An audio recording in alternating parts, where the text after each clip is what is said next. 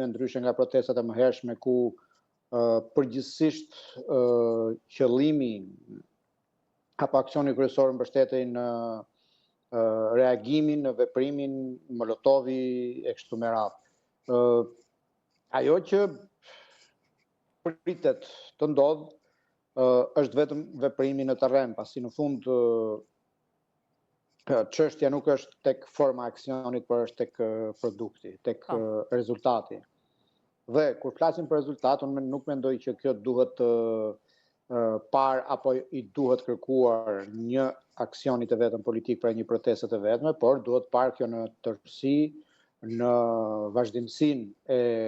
kësaj qasje të re të dorit politik për këtij aksioni që ka nisur që nga mesi i dhjetorit me protestën e parë, që ishte ndryshe nga protestat thjesht tubime politike në bulevard, që fillua me konfrontimet, me përplasjet, me aksionin agresiv, le të themi. Ajo që duhet parë si rezultante në fund është çfarë po arrihet. Duhet kemi parasysh që qëllimi i këtyre protestave nuk është thjesht sjellja në vëmendje e faktit që në Shqipëri ka një opozitë politike që duhet konsideruar.